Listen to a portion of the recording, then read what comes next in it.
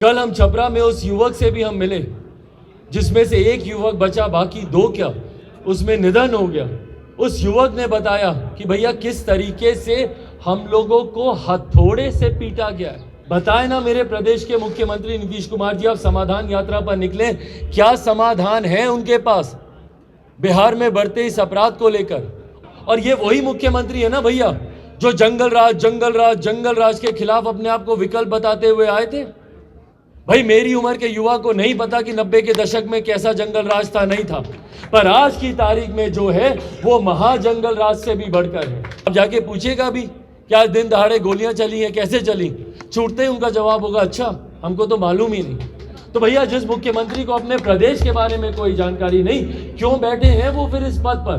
दूसरों की कृपा पर आज आप बिहार के मुख्यमंत्री बने हुए हैं, अगले चुनाव में आपकी पार्टी खाता तक नहीं खोल पाएगी, ये दावा मैं करता हूं। भेदभाव को स्वीकार नहीं करता है, कोई भी धर्म लोगों को बांटने की सोच नहीं देता है। हर धर्म समाज में एकता भाईचारे के संदेश के साथ आता है।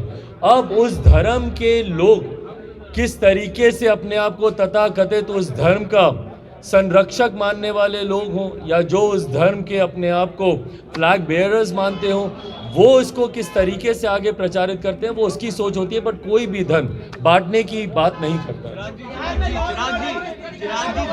भाई ऑर्डर आज की तारीख में भाई बिहार में लॉ एंड ऑर्डर नाम की कोई चीज नहीं बची, और ये राजनीतिक बयानबाजी नहीं है, ये हकीकत है। क्या छपरा की घटना मामूली घटना है? भाई एक के बाद एक बिहार में अक्षम्य अपराध हो रहे हैं, जघन्य अपराध हो रहे हैं। मधुबनी की घटना, एक बच्चे से विवाद, उसके सामने उसके माता पिता को गोली मार दी गई। आरा में हम गए थे उस दिन, एक बुद्धिजीवी वर्ग से आने वाले वृद्ध दंपति की दिन दहाड़े गला रेत कर हत्या कर दी जाती है। कल हम छपरा में उस युवक से भी हम मिले जिसमें से एक युवक बचा, बाकी दो क्या उसमें निधन हो गया। उस युवक ने बताया कि भैया किस तरीके से हम लोगों को हथौड़े से पीटा गया है। बताइए क्या ये सभ्य समाज है? हथौड़े से आप लोगों की पिटाई कर रहे हैं, परिणाम स्वरूप दो लोगों का उसमें निधन हो गया, जो एक बचा भी है वो भी कैसे डर के साए में जी रहे हैं। बताए ना मेरे प्रदेश के मुख्यमंत्री नीतीश कुमार जी, आप समाधान यात्रा पर निकले, क्या समाधान है उनके पास बिहार में बढ़ते इस अपराध को लेकर? और भाई सवाल तो आपसे पूछे ही जाएंगे ना, प्रदेश के मुख्यमंत्री होने के साथ साथ आप मेरे प्रदेश के गृह मंत्री भी हैं। ये सवाल आपसे बनता है कि कितनी और हत्याओं का इंतजार बिहार करेगा। आज सुबह की घटना चेन स्नैचिंग को लेकर 4 लोगों को गोली मार दी जाती है दिन दहाड़े पटना में।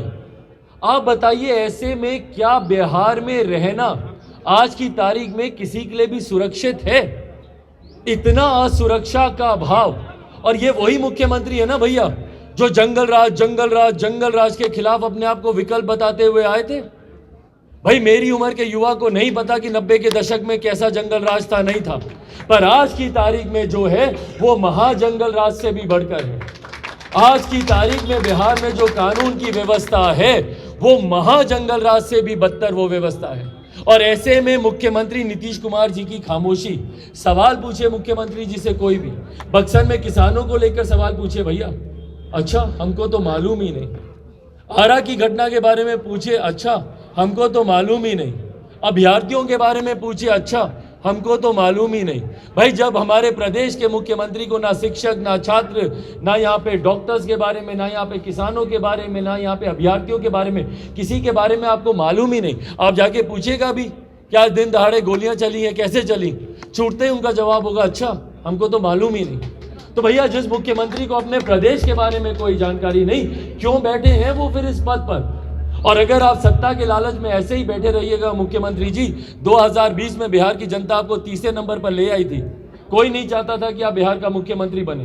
दूसरों की कृपा पर आज आप बिहार के मुख्यमंत्री बने हुए हैं, अगले चुनाव में आपकी पार्टी खाता तक नहीं खोल पाएगी, ये दावा मैं करता हूँ।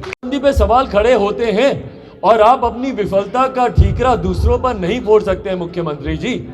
ये आपकी नाकामी है कि आपका प्रशासन तंत्र, आप स्वयं अपने इस कानून को धरातल पर नहीं उतार पा रहे हैं। ये आपकी नाकामी। आज की तारीख में भाई आप मुझे बता दीजिए ना, बिहार में जो लाखों लोग शराबबंदी कानून के तहत जो आज की तारीख में जेल में है, उनमें से कितने तस्कर हैं बताइए मुझे, या कितने ऐसे गिरोह के लोग उसमें जेल में बंद हैं जो कि ऐसे गोरख धंधे को अंजाम देते हैं। आज भी आप जेलों में चले जाइए, विभिन्न जिलों में सिर्फ आम बिहारी जेलों में बंद हैं, समाज के गरीब वर्ग से आने वाले लोग जेलों में बंद हैं, और ऐसे लोगों के ऊपर शराबबंदी की धाराएं लगाई जा रही हैं जो कि देश का राष्ट्रीय अंतर्राष्ट्रीय स्तर पर नाम ऊंचा करने का काम करते हैं। ऐसे ऐसे वर्ग को टारगेट किया जा रहा है। भाई ये लोग पासी समाज के लोगों को टारगेट करते हैं, पासी समाज के लोगों को शराबबंदी की धारा में इन लोगों ने जेल में बंद किया हुआ है। भाई आप ताड़ी और शराब, इसमें मुख्यमंत्री जी को फर्क समझ में नहीं आता। एक प्राकृतिक पदार्थ है भैया, आप उसको शराबबंदी की धारा में लेकर आ रहे हैं, और जो प्राकृतिक पदार्थ को जो बेचने का काम कर रहे हैं आप उन पे शराबबंदी की धारा लगाकर आप उनको जेल में बंद कर रहे हैं। और सेम काम आप यहाँ पे आयुर्वेद के डॉक्टर्स के साथ कर रहे हैं। औषधि शब्द को ये लोग बदनाम करने का काम कर रहे हैं। भाई ये औषधि है, शराब नहीं है ये। और ये अल्कोहलिक कंटेंट हर मेडिसिन में कम ज़्यादा मात्रा में इस्तेमाल होता है। साइंस भैया मैंने भी पढ़ी और जिसने भी पढ़ी है वो जानता होगा इस बात को कि सीमित मात्रा में इसका इस्तेमाल किया जाता है। पर उसी को हाईलाइट कर कर आप ना सिर्फ होम्योपैथिक को बदनाम करने का आप काम कर रहे हैं, बल्कि अपनी विफलता, शराबबंदी से जो आपकी विफलता हो रही है, और यही कारण है भैया जहरीली शराब से कोई मर रहा है और वहाँ का एक वरिष्ठ अधिकारी बयान दे रहा है कि भैया इसमें होम्योपैथिक दवाई का लेना देना है। ताज्जुब की बात हो रही है। ऐसे अधिकारियों पे कार्रवाई होनी चाहिए जो ऐसे हल्के बयान देते हैं, और जो समाज को भ्रमित करने का काम करते हैं उन अधिकारियों पे भी कार्रवाई होनी चाहिए। एक तरफ आप इनका रजिस्ट्रेशन कर रहे हैं, एक तरफ इनको लाइसेंसेस मिलते हैं, और वहीं दूसरी तरफ आप इनके ऊपर इनको बदनाम करने के लिए शराब की तस्करी जैसा आरोप इनके ऊपर लगाते हैं। बुद्धिजीवी वर्ग से आने वाले ये लोग जिन्होंने राष्ट्रीय अंतर्राष्ट्रीय स्तर पर देश को ख्याति प्राप्त कराने का जिन लोगों ने काम किया, उनको शराब की तस्करी के साथ जोड़ा जा रहा है। और उसके पीछे कारण सिर्फ इतना है क्योंकि आपकी विफलता है भैया, क्योंकि आप शराब के तस्करों को, जो कि सही तस्कर हैं, उनको आप पकड़ नहीं पा रहे। सीमावर्ती इलाकों से आप शराब के आयात को आप रोक नहीं पा रहे। अवैध शराब के निर्माण से जुड़े हुए लोगों की आप गिरफ्तारी नहीं कर पा रहे। तो ऐसे में आप होम्योपैथिक डॉक्टर्स को आप बदनाम करने का काम कर रहे हैं। ये सरासर गलत है। आने वाले दिनों में इसको केंद्र में भी उचित पटल पर उठाने का काम मैं करूंगा। जैसा मैंने कहा कि संसद में भी आने वाले दिनों में इसको उठाया जाएगा। आप सबके माध्यम से भी मैं चाहता हूं कि जिस तरीके से इसको बदनाम करने का षड्यंत्र रचा जा रहा है उसको भी आप लोग उजागर करने का काम करें।